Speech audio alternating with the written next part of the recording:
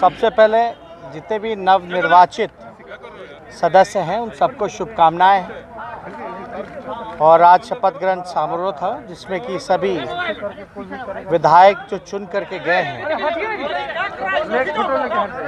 उन्होंने शपथ ली है। और आप सब लोगों को पता है कि जनता ने जनादेश दिया और चुनाव आयोग ने नतीजे सुनाए थे। फिर भी सब लोगों को शुभकामनाएं हैं। जनता ने बदलाव के लिए अपना मत दिया था, चुनाव किया था।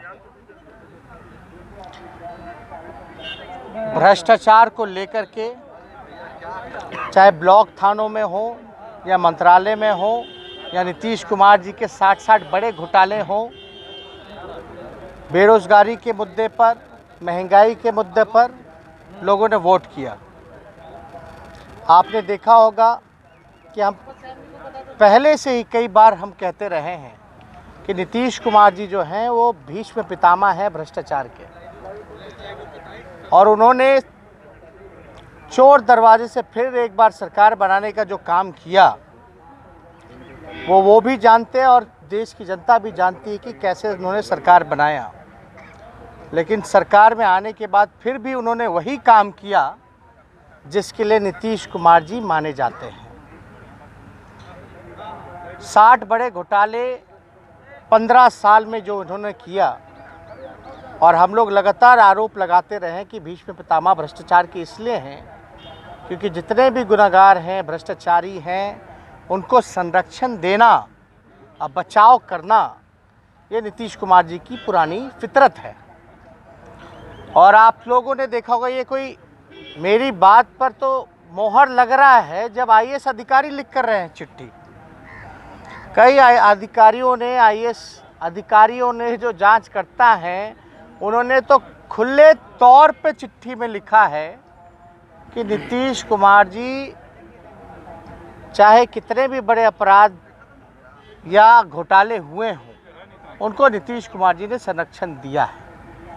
ये सिर्फ मैं ही नहीं कह रहा बल्कि आईएएस अधिकारी भी अब कहने लगे हैं। सरकार बनते ही उन्होंने शिक्षा मंत्री जो बनाया, जो चर्चित भ्रष्टाचार नियुक्ति घोटाला में जो शामिल रहे हैं, उनको उन्होंने शिक्षा मंत्रालय जैसी अहम जिम्मेदारी देने का काम किया।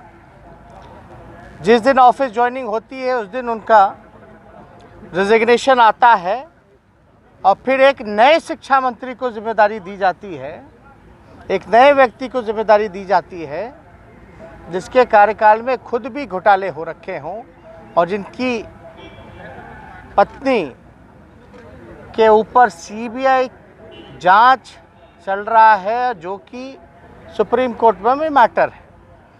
हम तो चाहेंगे कि बिहार बदहाल इसलिए है क्योंकि नीतीश कुमार जी लगातार जो लोग खजाने लूटने वाले लोग हैं उनको इन्होंने बढ़ावा दिया और संरक्षण किया। जांच के नाम पे जीरो। अब जो नए शिक्षा मंत्री हैं जिनको जिम्मेदारी मिली, हम तो चाहेंगे कि बिहार के माननीय मुख्यमंत्री नीतीश कुमार जी को आकर के स्पष्टीकरण देना चाहिए। हर बात पे मुख्यमंत्री का जवाबदेही होना चाहिए। चाहे जो भी घटना, ये फैसले लिए गए, ये मुख्यमंत्री का फैसला था। मंत्रिमंडल का गठन करना, मेवालाल को मंत्री बनाना, ये मुख्यमंत्री का फैसला था। तो मुख्यमंत्री के मुंह में दही क्यों जमा रहता है, यह बिहार की जनता जानना चाहती है। 60 घोटाले होने के बाद भी इनको पूरी तरीके से मुख्यमंत्री आए और नए जो शिक्षा मंत्री बने हैं उनके परिवार के ऊपर क्या गंभीर आरोप हैं, इसके लिए भी उनको स्पष्टीकरण देना चाहिए। आप लोग तो सब लोग जानते हैं, हम लोगों पे सवाल उठाते थे, अंतरात्मा जागती थी, नैतिकता की बात होती थी, गवर्नर हाउस पहुंच जाया करते थे। अब थोड़ी सी भी लाज शर्म नहीं बची है। जनता ने अपना जनादेश दिया, चोरी से आए तो भी तीसरे नंबर की पार्टी रह गए हैं। और अद्भुत है, देश में ऐसा कोई पार्टी होगा जो तीसरे नंबर पे जिसका मुख्यमंत्री हो। यानी ये जनादेश साफ तौर पे जो लोग कहा करते थे कि हमारे बलबूते आए हैं विधानसभा, हम नहीं रहते तो जीतते नहीं, तो अब इसका जवाब जनता ने दे दिया है।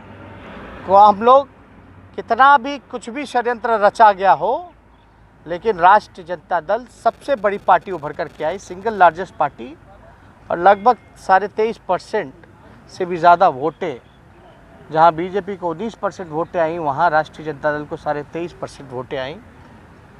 कितना भी ज़ोर ज़बरदस्ती किया गया हो, षड्यंत्र रचा हो, फिर भी हम लोग जो हैं 75 सीटों पर जीतने का काम किए। तो हम लोग तो चाहेंगे कि दर्जनों ऐसे मंत्री हैं जिनके ऊपर भ्रष्टाचार और कई संगीन आरोप लगे हैं। आपने देखा होगा कई ऐसे लोग जो बालिका गृह में लिप्त पड़े थे, उनको भी उस वक़्त जो है संरक्षण दिया गया।